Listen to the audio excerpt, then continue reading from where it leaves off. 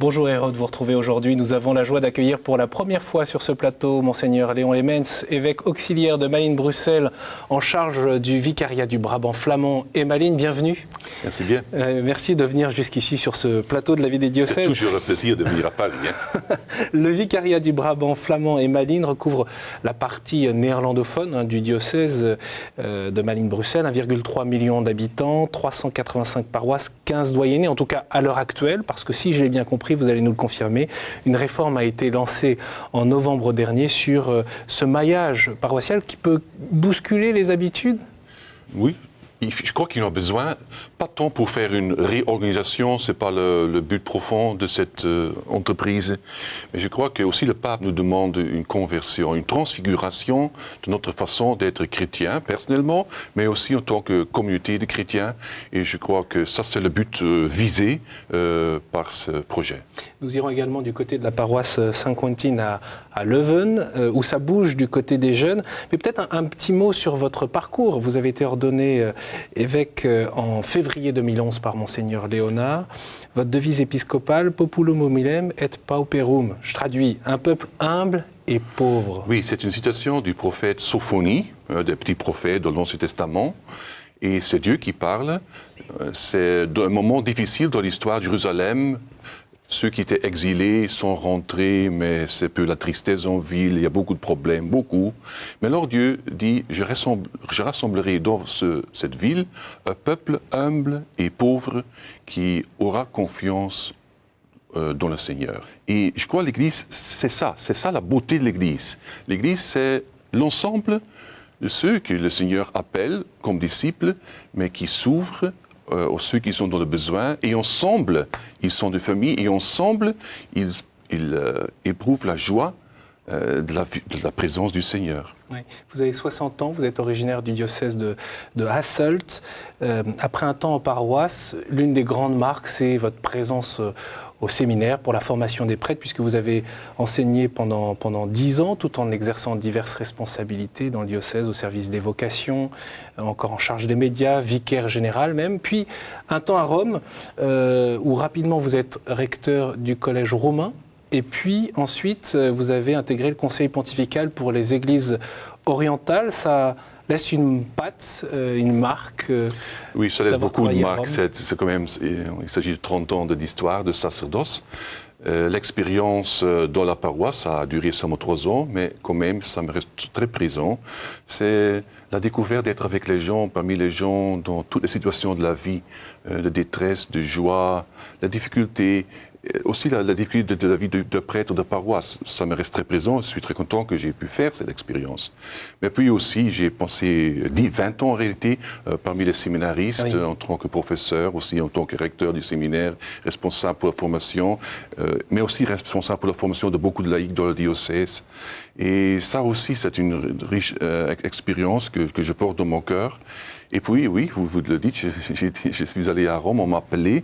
C'était un peu une surprise pour moi. J'ai beaucoup hésité. Mais enfin, oui, j'ai dit oui. Oui, j'ai hésité parce que ça venait un peu du ciel, comme on dit. Mais pour moi, cette année, dans ce collège, c'est aussi un contact intense avec la tradition byzantine. J'ai participé à la célébration quotidienne de la liturgie byzantine et donc j'ai pu découvrir la richesse spirituelle de cette liturgie que j'aime beaucoup. Elle est vraiment riche. Elle permet peut-être mieux que la liturgie latine à prier. Ben, je ne vais pas trop m'étendre sur cela. En tout cas, vous êtes rappelé oui. à Malines-Bruxelles, donc en 2011, oui. pour devenir évêque auxiliaire. Je ne l'ai pas dit, mais c'est très important. Vous êtes membre de la communauté Sant'Egidio, cette communauté fondée par Andrea Riccardi à Rome, proche et attentive aux personnes les plus pauvres. Oui, je l'ai découvert lors d'un premier séjour à Rome, tout de suite après mon ordination sacerdotale. C'était en 1977, à la fin de cette année. Alors, un ami m'a conduit une fois à une Eucharistie célébrée quelque part dans un bon lieu de Rome, dans une cave, mais quand même dédiée à Saint-François. C'était avec beaucoup de soin. Et je me rappelle très bien cette première rencontre. Je voudrais quand même dire ça, parce que ça m'a touché et ça reste aussi important. C'est l'amitié entre les jeunes membres de la communauté de ce temps-là et les personnes du quartier, très populaires, aussi des personnes âgées. Je ne comprenais pas encore l'italien tout à fait, mais je sentais cette amitié forte. Et puis, à la fin de l'Eucharistie, j'ai parlé avec une vieille femme, vénérée, elle s'appelle là, elle est morte, je l'ai bien connue, mais elle m'a fait un petit discours. Et elle m'a dit, l'évangile est la chose la plus belle qui existe au monde, et tous doivent le connaître. Alors, j'ai été étonné par la force présente dans cette femme tout à fait vieillie, elle était aveugle d'un œil, tout à fait peu. Mais c'est ça la force de l'Évangile. Et ça m'a beaucoup touché, j'ai vu ici il y a quelque chose. Et alors en ce temps-là, j'étais allé à Rome pour les études, mais aussi l'idée, je ne veux pas seulement faire des études. Je veux aussi entrer dans le contact avec le peuple de Rome, donc dans une fonction pastorale. Alors j'ai dit, pourquoi pas ici? C'est ainsi que je suis entré. Mais ce sont quand même deux choses qui sont très présentes dans la communauté de Sant'Egidio. C'est l'amitié, c'est une fraternité entre des personnes très différentes, mais on vit ça, les humbles et les pauvres, c'est ça. Et aussi, on y voit la force de l'Évangile. Quand j'étais au séminaire, en tant que séminariste encore, j'avais des enseignements théologiques et on parlait du royaume des cieux, ou du royaume de Dieu. Et alors je me souviens que je me suis posé la question plusieurs fois, mais c'est quoi dont ils parlent, ces professeurs? Alors quand je suis arrivé à Rome, j'ai fait un peu la rencontre avec la communauté, plus enfants, alors c'est ça. C'est là que j'ai reconnu, j'ai vu des images vivantes de ce que c'est le royaume de Dieu. Et ça, c'est très important. Parce qu'une chose, c'est connaître le mot, le royaume de Dieu. Et autre chose, c'est faire l'expérience que ce royaume de Dieu est proche de nous, comme dit le Seigneur. Et que les miracles ne se sont pas seulement faits au début, mais que le Seigneur continue à opérer des merveilles parmi nous, aussi peu grâce à nous, c'est ce qu'il voudrait. Monseigneur Lemens, justement, on va rejoindre Mechelen, Malines, l'une des villes où vous êtes, dont vous avez la charge, avec où sont présents à la fois l'amitié et la présence de l'Évangile. C'est dans une association qui s'appelle Choralhuis. François-Xavier Mathieu s'est rendu là-bas. C'est un lieu ou un centre qui accueille et écoute les personnes en difficulté, parfois autour d'un café où se nouent des amitiés. Je vous propose de regarder. Sans abri depuis 2 ans, Luc se rend ce vendredi dans les locaux de l'association Choralhuis dans le centre de Malines. L'association lui offre un café et des vêtements, mais il vient surtout y chercher un contact humain et de l'amitié. Om uit de eenzaamheid te komen, uiteraard. Ik maak hier vriendschappen en mensen van allerlei aard en problematiek die ik er ontmoet. Ja, ik voel mij hier wel verbonden met de verantwoordelijke en de vrijwilligers. Ik ervaar respect, openheid. Comme Luc, Olfa est venu ce matin partager une tasse de thé avec les membres de l'association. Ik ben hier omdat ik eenzaam ben thuis. Kinderen zijn gehuwd en mijn man is overleden. Het is hier aangenaam en een verblijf tussen de mensen verdrijft mijn eenzaamheid.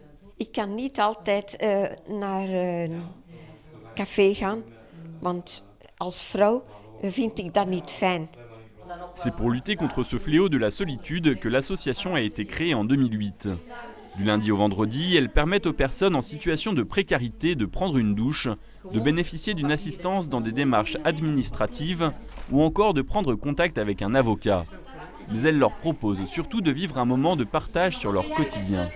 Dus we bieden een vriendschap aan, warmte, een oor dat luistert, een plek waar dat ze tot rust kunnen komen. Dus heel veel mensen voelen zich eenzaam en vinden niet direct een luisterend oor of respect. Door naar mensen te luisteren geef je waardigheid. Heel veel mensen komen naar hier ook gewoon om hun verhaal te vertellen. Alleen om dat luisterend oor te vinden, zelfs niet noodzakelijk oplossingen. L'écoute est au centre de la mission de Choralhuis. Chris Smith, la responsable de l'association, reçoit tous les jours des personnes qui lui confient leurs difficultés lors d'entretiens individuels. C'est le cas d'Annick. Elle a prêté une importante somme d'argent à l'un de ses amis, mais ce dernier refuse de la rembourser. Wij geven hier geen geld, maar we kunnen wel luisteren naar haar en samen zoeken hoe zij in die weg op een menselijke manier kan verder gaan. Dat is heel belangrijk, want als zij geen klankbord heeft om iets aan te vertellen, gaat ze agressief worden. En gaat ze de man, weet ik veel wat, aandoen, denk ik. Luisterend oor om conflicten niet te laten gebeuren, om conflicten te minderen, om te zorgen dat de agressie van de vrouw een beetje geminderd wordt. En dat zij zich ook zelf terug beter kan voelen en vrijer. Cet accompagnement se vit au quotidien. Jour après jour, des liens se créent entre les membres de Corallois. Ces personnes aux profils très variés se côtoient dans le petit espace clos de l'association. Et parfois, des tensions apparaissent.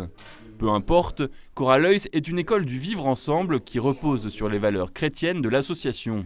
Doorheen respect, nabijheid, openheid, luisteren, helpen, samen spreken, samen zijn, proberen wij God nabij te brengen, ook in een hele stad, naast buiten de kerk.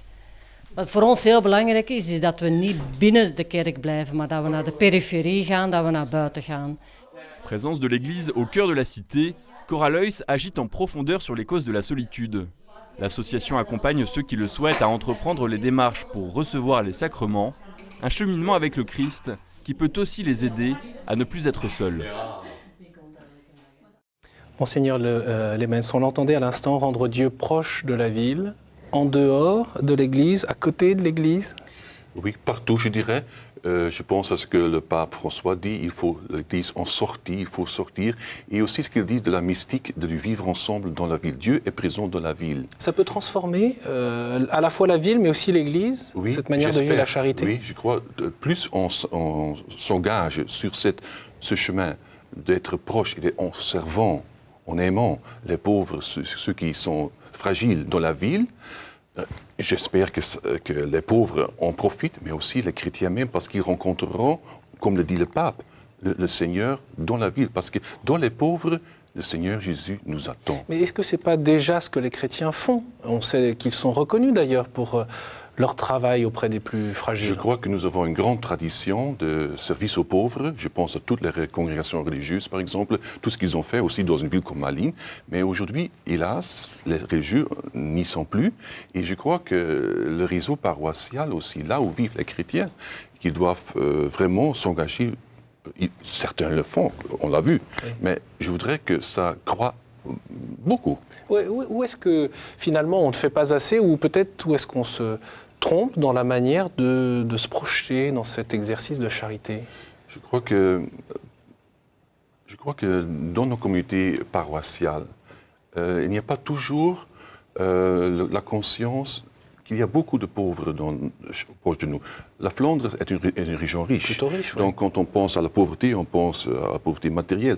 Peut-être que ce n'est pas le premier point, bien qu'il y a aussi des pauvres matériels. Mais il y a tant de personnes, comme on a entendu, qui sont vraiment seules, qui vivent dans la solitude. Je pense aux milliers de personnes âgées qui vivent dans quelques maisons. Peut-être qu'ils sont bien soignés de point de vue technique, mais ils sont seuls. Qui vient les visiter? Qui vient à rendre leur vie chaleureuse, qu'elles peuvent sentir qu'ils sont aimés? Je crois que là, il y a beaucoup à faire. Oui, certains vous diront, mais Monseigneur, on n'a pas le temps, on a déjà nos enfants, on a notre boulot. Oui, mais je crois être chrétien, ça veut dire cela. Quand Jésus sort de Nazareth, c'est pour aller à la recherche de ceux qui sont dans le besoin. C'est ce qu'il dit dans la synagogue de Nazareth, le jour où il commence sa mission. Le Seigneur m'a oint de son esprit, il m'a envoyé pour porter la bonne nouvelle aux pauvres. C'est le cœur, ça appartient au cœur de la mission de Jésus.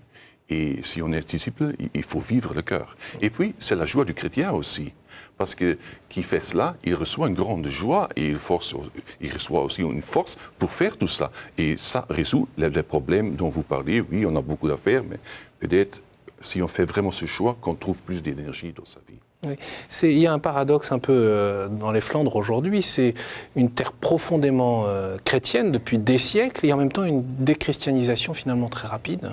Oui, que je crois qu'en Flandre, comme d'ailleurs un peu partout en Occident, nous avons connu une grande révolution culturelle, anthropologique, sociologique. Je ne veux pas répéter ce qu'on a déjà expliqué tant de fois, mais je crois que ça s'est quand même passé d'une façon très profonde, très radicale de notre côté, et que peut-être qu'il n'y avait pas des réseaux déjà plus enracinés dans un milieu plus urbain, plus moderne, qui étaient présents pour prendre la relève.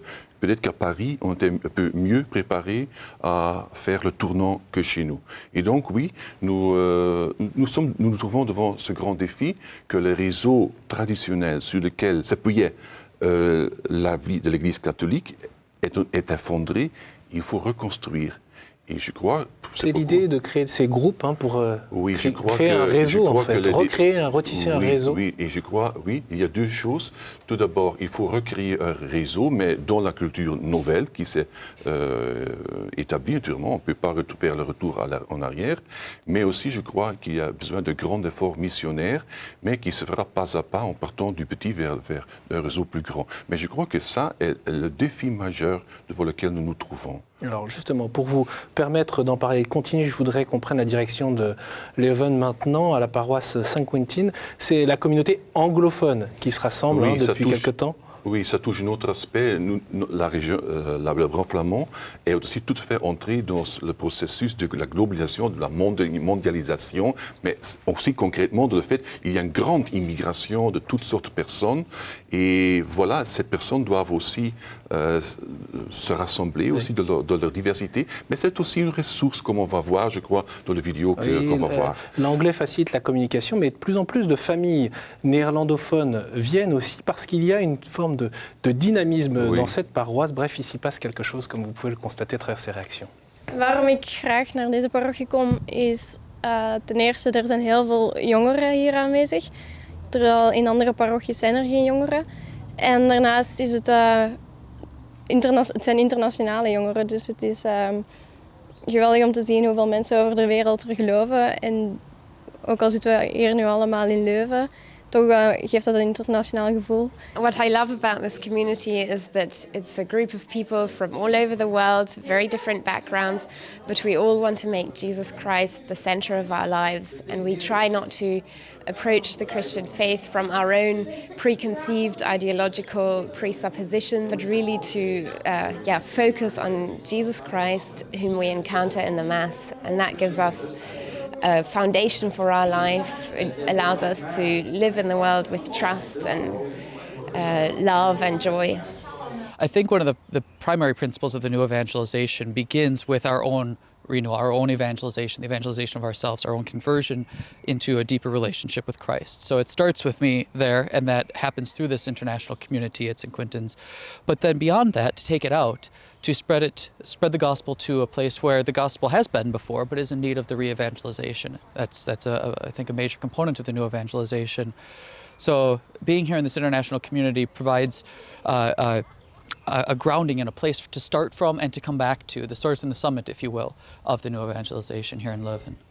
Réaction, Monseigneur. Et puis je signale en même temps votre ouvrage où vous donnez un peu votre vision dans la force de l'Évangile. Ça recoupe un peu là ce qu'on vient d'entendre dans le propos de ces jeunes qui sont touchés par ce qui s'y vit dans ces paroles. Oui, parce que les jeunes, ils cherchent l'Évangile, ils cherchent, comme le disent, le Seigneur Jésus.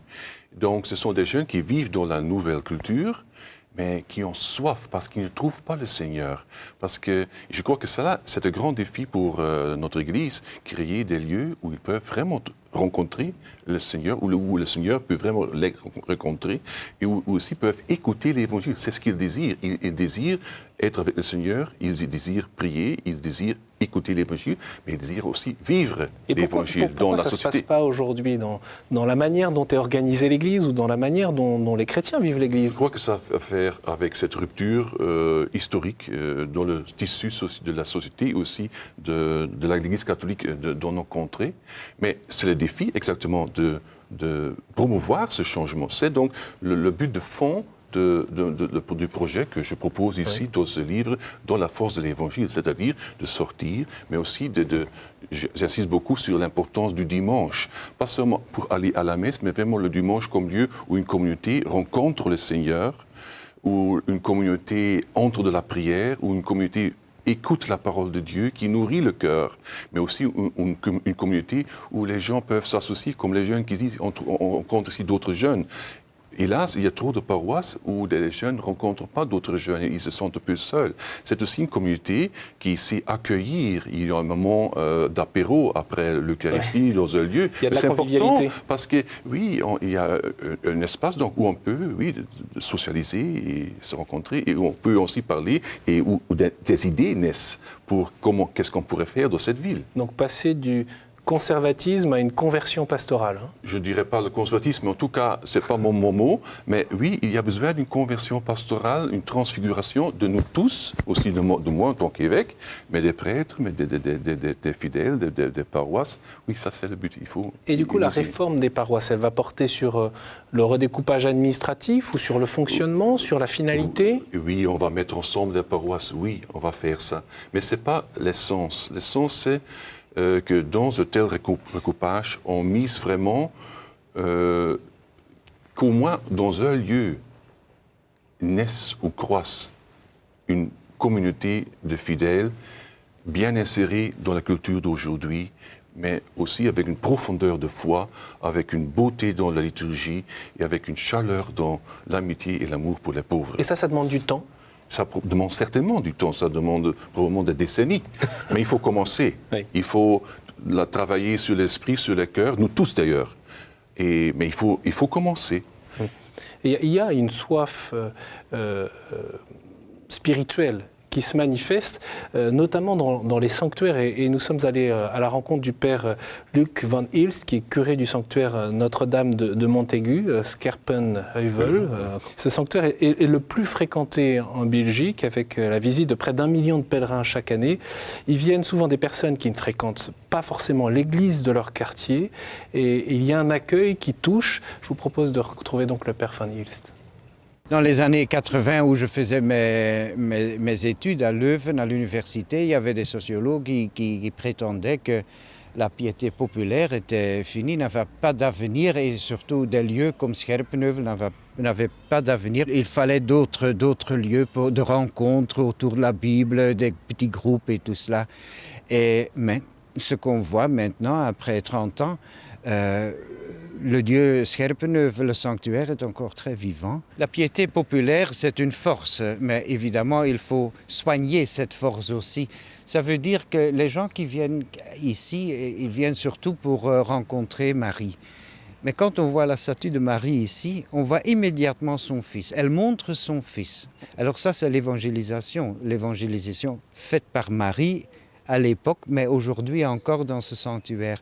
On vient pour Marie, mais on reçoit son Fils, on reçoit Jésus. Je crois que chaque personne est religieuse quand même. Il y a un sentiment très fort, un lien quand même, mais c'est parfois difficile pour les gens d'aller, de se confesser presque dans leur propre paroisse, les endroits où les gens se connaissent. Alors, il y a l'anonymité d'un sanctuaire, ça aide. En plus, il y a toujours du monde, ça aide. On se trouve ici, on ne demande rien, mais il y a la possibilité de rencontrer des gens quand même, si on veut. Il y a cette liberté et ça aide pour les gens à nos jours pour quand même répondre à ce besoin de religieux qui se trouve en chaque personne, je crois. Monseigneur, peut-être une réaction sur cette prédiction des années 80 qui disait que ce type de proposition, de présence de pèlerinage dans les sanctuaires, c'était fini. Or, on voit que c'est notamment par ce biais-là que se manifeste la soif spirituelle aujourd'hui. Oui, je crois que la constatation de Luc van Hilst est tout à fait exacte. La piété populaire est une grande voie pour beaucoup de gens, plus qu'on ne pense, parce que les gens ont quand même cette soif dans leur cœur. Ils ont aussi leurs problèmes, la souffrance qu'ils portent, les situations difficiles de mariage, tout ce qui se passe, les questions aussi, le cheminement personnel. Et ils ont besoin de lieux. Et souvent, ils ne savent pas où s'adresser. Et puis, il y a le grand sanctuaire, et c'est encore dans la géographie spirituelle des gens.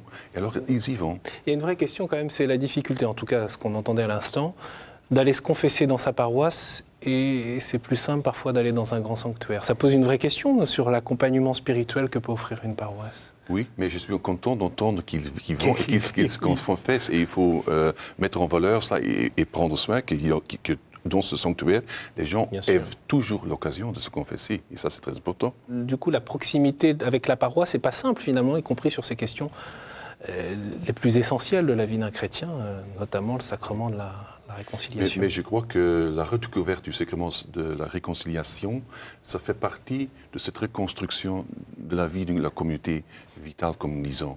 Et par exemple, dans cette communauté anglophone, il y a le sacrement de la pénitence. Je le sais, les jeunes y vont.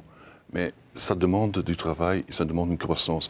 Et c'est mon grand désir que nous réussissions à faire avancer cette renaissance spirituelle, cette transfiguration de nos communautés de foi. C'est le grand défi. Pour vous, Monseigneur Lemens, l'évangélisation, la nouvelle évangélisation aujourd'hui, vous l'avez dit, c'est revitalisation du tissu paroissial, c'est la diaconie, donc le service des plus fragiles, des plus pauvres, c'est la célébration du dimanche, au sens large du terme. Oui. Et il y a une autre dimension, mais on n'a pas trop de temps, mais je crois la présence des musulmans dans nos contrées. Je crois le défi d'aller à leur rencontre et de vivre avec eux en amitié et d'opérer ensemble aussi, de trouver des chemins pour opérer ensemble dans nos sociétés. C'est aussi, je crois, un grand défi. Et puis il y a le défi des pasteurs. Les gens ont besoin de pasteurs. Je crois qu'il y a trop peu sur le terrain. Alors on travaille aussi sur ce chantier. D'ailleurs, ce vendredi 27 juin, c'est la fête du Sacré-Cœur et c'est aussi la journée de prière pour la sanctification des prêtres. Une bonne occasion de faire le lien avec ce que vous nous dites à l'instant. Merci beaucoup, Monseigneur Lemens, d'être venu jusqu'à nous pour nous parler de vos chantiers engagés donc, dans cette partie du diocèse de Malines-Bruxelles, le vicariat du Brabant flamand et Malines. Bien sûr, vous pouvez retrouver cette émission sur le site internet de KTO. N'hésitez pas à poser vos questions, à réagir ou à la partager sur les réseaux sociaux. Merci beaucoup pour votre fidélité. À la semaine prochaine.